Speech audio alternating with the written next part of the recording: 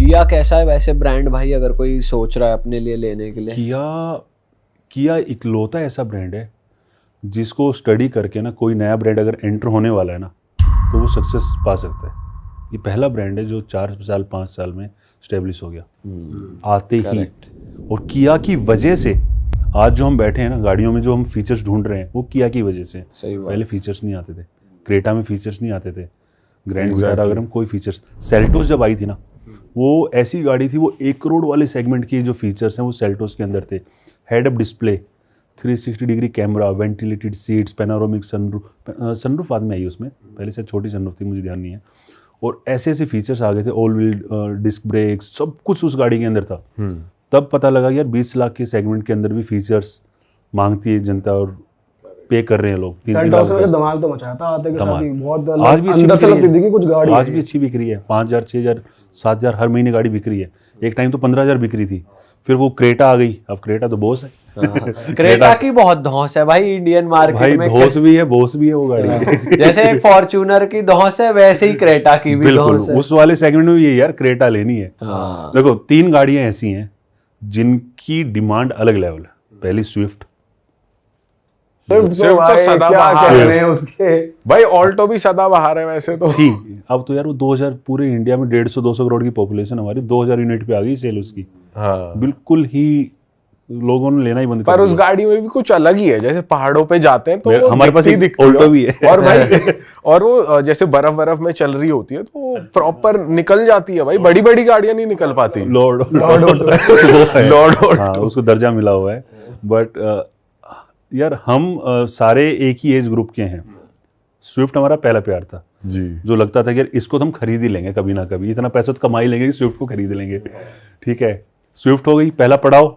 दूसरा पड़ाव है क्रेटा कि भाई साहब बस डीपर मारना है, साइड मिल जाएगी।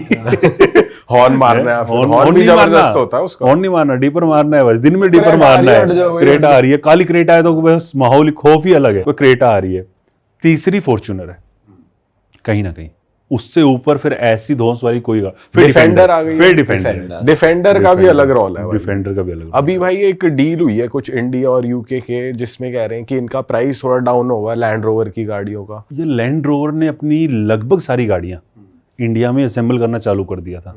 और थोड़े दिन पहले कोई गाड़ी 35 लाख रुपए सस्ती हुई है, कोई गाड़ी 60 लाख रुपए सस्ती हुई है। हाँ। तो जो इंडिया में असेंबल हो रही है उन पे कुछ नहीं होना। अच्छा, यूके से शायद एक ही मॉडल बन के आ रहा है, कोई वेरिएंट बन के आ रहा है रेंज का। डिफेंडर आ रही है स्लोवाकिया से, तो वो उस डील में नहीं आएगी। बट डिफेंडर भी इंडिया में असेंबल होगी अभी। अच्छा, 2-4-5 महीने में से चालू कर देंगे तो 20 लाख रुपए सस्ती हो जाएगी वो। तो यूके से ऐसा कोई खास बेनिफिट नहीं होने वाला। हाँ, बाइक्स में होने वाला है। नॉर्टन एक बाइक ब्रांड है जो टीवीएस ने खरीद लिया है, तो उनकी फैक्ट्री यूके में है।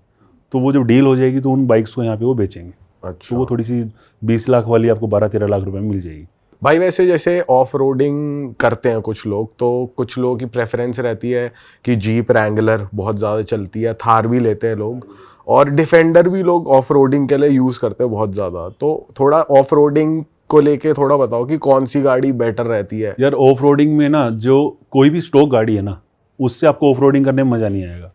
आप गाड़ी लो भैया, टायर लगवाओ बढ़िया से पूरा, थोड़ा बहुत। अब थार में क्या हो रहा है, 25 लाख में 4x4 आ रही है। हाँ। 15 से 20 लाख रुपए लोग लगा देते हैं, लगाने वाले हाईलैक्स में लगा रहे हैं। हाँ। वो तो शोरूम से उतरते ही सीधी वहां जा रहे हैं। भैया लिफ्ट किट, ये किट, वो किट, उसके बाद करो ऑफ रोडिंग, उसके बाद कर रहे हैं पूरा रोलर रप्पा मचा रखा है ढंग से। तो रैंगलर में भी यही है। कुछ आप देखोगे ना, सबसे पहले टायर, थोड़ी सी लिफ्ट किट, थोड़ा सा बढ़िया सा बना के उसके बाद ऑफ रोडिंग कर रहे हैं। बट करके 4 दिन बाद वो समझ आता है उनको, यार ये तो हो नहीं पाएगा रेगुलर। फिर वो गाड़ियाँ बस फिर रोड पे चलती दिखेंगी आपको, गुड़गांव, दिल्ली, नोएडा जैसे शहर के अंदर। बट हाँ ठीक है, मतलब मचा रखा है उन्होंने बनाकर। और थार सबसे ज़्यादा आपको कस्टमाइज दिखेगी आज के टाइम में। 5 डोर आ गई ना रोक्स। पर उसका रिव्यू कैसा है भाई? आप जब रिव्यू करते हो आप कैसे रेट करोगे उस गाड़ी को? यार 3 डोर थी जब मेरे पास, तो एक बार मैं अपनी फैमिली के साथ मूवी देखने चला गया, रात की मूवी थी। बेटा सो गया और वो सो गया पीछे वाली सीट पे। हाँ। मुझे पता है कि उसको सोते हुए को हमने कैसे निकाला है गाड़ी से। डोर तो था नहीं, सीट को रिक्लाइन करो, अंदर घुसे, कैसे निकालें। तो वाइफ बाहर खड़ी है, मैं अंदर घुस रहा हूँ, मैंने हाथ पकड़ रखे हैं, वाइफ ने पैर पकड़ रखे हैं, उसको धीरे धीरे निकाल रहे हैं, इसको निकालो। रोक्स में ना आपके पास सब कुछ है, आपको कोई कॉम्प्रोमाइज़ नहीं करना। आपको पहले यार दोस्त नहीं बोलते यार हम पीछे नहीं बैठेंगे, तू बैठ कार में जो होता था। जो इससे पुरानी आती थी उसमें तो सीधी जो उसमें तो सीट बिल्कुल होती थी सीधी-सीधी सीट वो होती मेरे थी, पास है। वो- उसमें तो भाई जैसे हम भाई जाते ट्रिप पे तो ये हो जाता भाई तू ही चला, हम तो दूसरी गाड़ी में बैठ रहे हैं। बट उसका डीएनए चेंज नहीं हुआ है गाड़ी का। हाँ मॉडल चेंज हुआ है, यूटिलिटी चेंज हुई है, डीएनए वही है कि आप आज भी ऑफ रोडिंग पे जाओ ना तो आपको वही फन मिलेगा जो पहली वाली में आता था। हाँ अब वाले में क्या है, थोड़े से प्रीमियम फीचर्स आ गए, फीचर्स मांगने लगे ना, पुश स्टार्ट बटन, ठीक है, बड़ा इंफोटेनमेंट, सीट्स अच्छी हो गई हैं, 5 डोर हो गई है तो भाई डिग्गी भी मिल गई है, सामान भी रख दो थोड़ा बहुत, हाँ पीछे भी बैठ जाओ आराम से। तो डीएनए चेंज होने, पैनोरामिक सनरूफ भी बहुत पैनोरामिक बढ़िया सनरूफ आ गई है। तो अब वाले को सब कुछ मिल रहा है 25 लाख रुपए में। कोई सोचता था थार 25 लाख की आएगी, आप वाली तो शायद 8 लाख रुपए की आई हाँ होगी। हाँ हाँ नहीं, फिर दूसरी आई वो 12 लाख रुपए की। फिर इन्होंने रियर व्हील ड्राइव लॉन्च करी, उसको लॉन्च करने के बाद इनको समझ आया कि लोगों को थार चाहिए, 4x4 नहीं चाहिए। जब रियर व्हील ड्राइव 1500 सीसी में आई तो उसकी डिमांड इतनी बढ़ गई कि 4x4 बिक रही है 1000 यूनिट और रियर व्हील ड्राइव बिक रही है 6000 यूनिट। फिर रोक्स के अंदर इन्होंने पहले ही भाई हम 4x2 लेकर आ रहे हैं, थोड़ी सस्ती वाली 4x2 है, महंगे वाली 4x4 है, तो 4x2 ज़्यादा बिक रही है अभी रोक्स में। वैसे भाई महिंद्रा की गाड़ियों में टेक्नोलॉजी फेलियर बहुत होता है कि कुछ इनका खराब हो गया या फिर कुछ टूट गया या गाड़ी बीच में रुक गई। जैसे ईवी वेरिएंट्स भी आ रहे हैं उसमें भी ऐसा ही है, तो इतना क्यों हो रहा है इन लोगों के साथ? देखो ये बिल्कुल नए हैं ईवी के अंदर इस तरह की गाड़ी। अगर हम BE6 की बात करें, XEV9 की बात करें, तो इतने ज़्यादा फीचर्स, इतनी ज़्यादा टेक्नोलॉजिकल एडवांस गाड़ी कोई और है ही नहीं। और आप उन गाड़ियों को चाइनीज़ कार के साथ में कंपेयर कर सकते हैं। जब चाइना आप जाओगे कभी या कभी देखोगे ना तो आपको दिखेगा यार इन गाड़ियों में इतने फीचर्स कैसे भर रखे हैं, इतने छोटे छोटे फीचर्स हैं।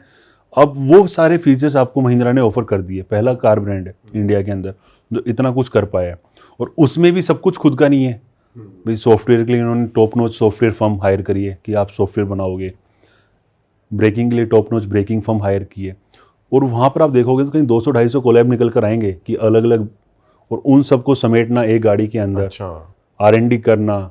बैटरी इन्होंने BYD से ले ली, बेस्ट जो बैटरी हो सकती थी वो ले ली, तो इन्होंने चीज़ें सारी बेस्ट ली हैं। बट अभी शुरुआत का फेस है, कहीं पर कुछ इशू आ रहा है कुछ गाड़ियों के अंदर।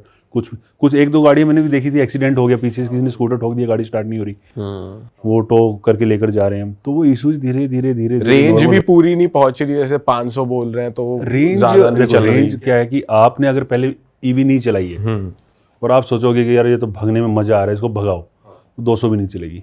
अच्छा अगर आप उसको, ईवी का क्या है ना, पेट्रोल डीजल की तरह नहीं है कि यार पेट्रोल को आप भगाओगे 10 की जगह 6 की दे देगी, 7 की दे देगी, और नॉर्मल चलाओगे तो 10 की जगह 13-14 की देगी। ईवी अलग है, ईवी 10 की जगह 3 की देगी। अगर आपने बहुत बुरी तरह भगाई 150-160, मुंबई एक्सप्रेस पे चले गए ना तो हो सकता है 200 भी ना निकाले अगर भगा कर ले गए हो। ईवी को नॉर्मल चलाना होता है 80, 90, 100, 110 तक चलाओ, कोई इशू नहीं है, रेंज दे देगी, 450 प्लस तो देगी देगी। मेरे को भी दिए थोड़े दिन पहले। अगर कोई ईवी प्लान कर रहा है, किसी कंपनी ने नई ईवी लॉन्च करी है, जैसे महिंद्रा की हम बात करें, तो मतलब अगर कोई ईवी का शौकीन है तो वो 1-2 साल रुक के ले, जब नए वेरिएंट्स आ जाएं, ये बग्स और ये दिक्कतें सॉल्व हो जाएं, ऐसा कुछ है क्या? यार मैं तो सजेस्ट करूंगा थोड़ा इतना रुक जाओगे, थोड़ा डिस्काउंट आ जाए ठीक है, क्योंकि ईवी में ना डेप्रिसिएशन बहुत ज़्यादा है। आपने आज गाड़ी खरीदी 50 लाख की, आप बेचने गए तो हो सकता है 30-32 लाख भी ना मिले आपको। अच्छा तो थोड़ा सा अगर 5-7 लाख का डिस्काउंट मिल जाए, जैसे EV6 पे हो रहा है, अब 70 लाख की गाड़ी में 20 लाख का डिस्काउंट मिल गया, मैं खुश हूँ भाई। 50 लाख रुपए की है, 40 की, 45 जो भी बिकेगी, मुझे नुकसान नहीं होगा।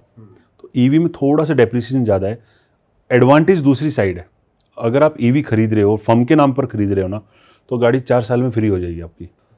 पेट्रोल गाड़ी में 15% डेप्रिसिएशन मिलता है, फर्म के नाम पर अगर आप ईवी खरीदते हो तो 40% डेप्रिसिएशन है।